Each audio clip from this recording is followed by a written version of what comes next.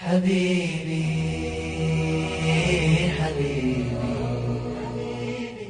حبيبي حبيبي. Bohong itu sesuatu yang sangat rumit kalau terjadi pada siapapun. Kalau itu terjadi pada keluarga kita, umpamanya pada anak kita atau pada pasangan kita, alangkah rumitnya menyelesaikan masalah. Itulah mengapa Nabi Shallallahu Alaihi Wasallam menyampaikan, wa iyyakum wal kadhib, fa innal kadhiba yahdi ilal fujur, wa innal fujura yahdi ilan nar. Kalian harus menjauhi dusta, karena dusta itu akan menunjukkan pada pintu dosa-dosa yang lain. Mari kita lihat sebuah riwayat di mana ini pernah terjadi zaman Nabi Shallallahu Alaihi Wasallam. Sebagaimana diriwayatkan oleh Imam At-Tabrani dalam Mu'jam Kabirnya, juga Abu Nu'aim Al-Asbahani dalam Ma'rifatus Sahabah. Yang bercerita adalah pelakunya sendiri, yaitu Khawat bin Jubair radhiyallahu anhu. Khawat menceritakan bahwa suatu saat kita dalam perjalanan dengan Rasulullah SAW, kemudian kita berhenti di sebuah tempat yang bernama Marrud Dhahran. Marrud Dhahran itu kurang lebih tidak terlalu jauh dari kota Mekah. Kemudian Khawat mengatakan begitu pasukan berhenti, kemudian membuat tenda-tenda. Khawat melihat ada beberapa gadis yang cantik-cantik, gitu ya. Kemudian Khawat berdandan sampai kemudian dia duduk bersama gadis-gadis yang cantik itu. Dia tertarik. Begitu terkejutnya, begitu melihat Rasulullah SAW datang, maka kemudian Rasulullah SAW Rasul mengatakan bahwa, apa yang sedang kau lakukan wahai Khawat? Khawat dengan gugup, dengan wajah yang kaget, dia mengatakan, ontaku lepas ya Rasulullah, terus saya tadi mencari onta saya.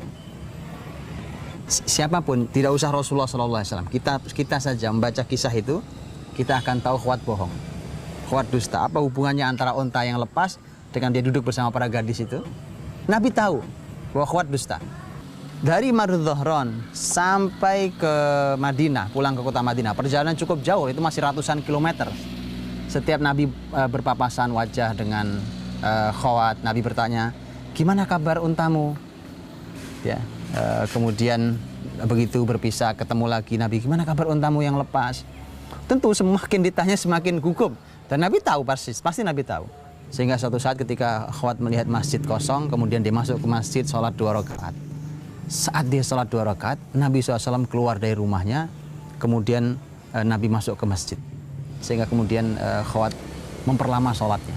Dia sholat berdiri lama, rukuk lama, sujud lama. Nabi tahu bahwa Khawat tidak mau bertemu Nabi SAW. Maka Nabi mengatakan, Nabi duduk sampingnya dengan mengatakan, panjangkan terus sholatmu, panjangkan terus sholatmu. Saat itulah kemudian Khawat sudah tidak bisa lari. Dalam hatinya, dalam sholatnya dia mengatakan, saya akan jujur kali ini pada Rasulullah SAW, saya akan katakan apa dan saya akan mengaku salah. Maka kemudian selesai sholat, Khawat mengatakan, demi yang mengutusmu dengan benar ya Rasulullah, unta itu tidak pernah lepas sejak aku masuk Islam. Maka kemudian Rasulullah SAW mengatakan, rahimakallah, rahimakallah, rahimakallah. Semoga Allah merahmatimu, semoga Allah merahmatimu, semoga Allah merahmatimu. Tapi mari kita ambil, agar dia menjadi tips bagi kita langsung dari Nabi, bagaimana mengatasi dusta, mengatasi bohong.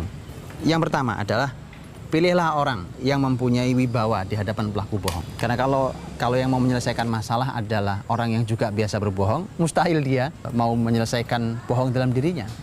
Maka Rasul di hadapan Khawat bin Jubair adalah orang yang sangat berwibawa. Maka pilihlah yang akan menyelesaikan kasus dusta ini adalah orang yang dihormati, orang yang berwibawa, orang yang dikagumi. Yang kedua, jangan menjatuhkan harga dirinya, apalagi di hadapan banyak orang. Nabi tidak mencecar dia dengan pertanyaan atau menjatuhkan di hadapan para wanita. Di mana Khawat sedang ingin mengambil perhatian dari para wanita itu. Juga tidak di hadapan sahabat yang lain. Yang ketiga adalah jadikan jawaban bohong itu sebagai pintu teguran berulang kali. Apa artinya? Khawat mengatakan untaku lepas ya Rasulullah. Padahal unta tidak lepas, tapi diambil itu. Dan sebagai seorang yang baik gitu ya, tentu akan ikut prihatin, oh untamu gimana kabarnya gitu ya. Padahal dia dusta, bukan itu kisahnya. Gitu ya. Sambil kita menunjukkan wajah bahwa kamu bohong.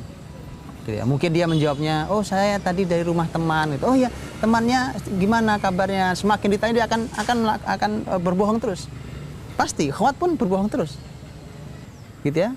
Resikonya dia menumpuk dosa, iya, tetapi ini jangan diberhentikan sampai dia merasa sangat tidak nyaman. Jadi jadikan jawaban bohong itu sebagai pintu untuk terus berulang kali menegur dengan secara tidak langsung. Yang keempat, sabarlah. Mungkin tidak tuntas satu hari. Karena dusta bukan penyakit yang sederhana, bohong bukan penyakit sederhana. Nabi SAW dari Marud Dhahran sampai ke Madinah, sampai beberapa hari di Madinah, itu perlu beberapa hari. Bayangkan perjalanan ratusan kilometer itu tidak mungkin ditempuh dalam satu hari. Tapi Nabi sabar. Yang sabar. 5. Tunggu waktu yang tepat untuk menuntaskan.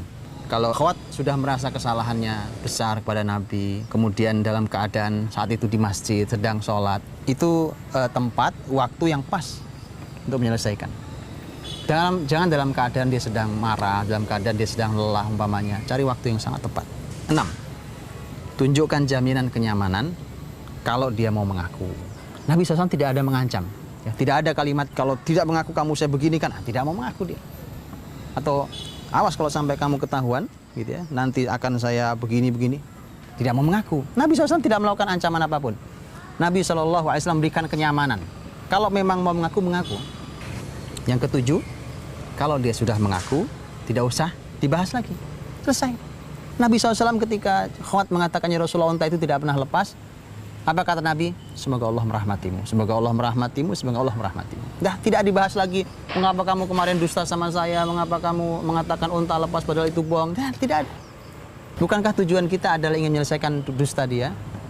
Dan dia sudah cukup mengambil pelajaran tanpa harus tegur panjang lebar, tanpa harus dibahas. Yang terakhir, yang ke-8 adalah tutuplah dengan doa. Selalu, apapun, Rasul mendoakan semoga Allah merahmatimu, semoga Allah merahmatimu, semoga Allah merahmatimu. Ini tips dari Nabi, tips Nabawi mengatasi bohong. Dan kepada siapapun, termasuk keluarga muslim, selamat mencoba. Mudah-mudahan ini adalah sesuatu yang istimewa yang bisa kita terapkan di setiap diri kita dan keluarga kita. حبيبي أنت رحماني أنا إن تبت مناني وإن أذنبت رجاني وإن أدبرت ناداني وإن أقبلت أدناني وإن أحببت والاني وإن أخلصت ناجاني وإن قصرت عافاني وإن أحسنت جازاني حبيبي أنت رحماني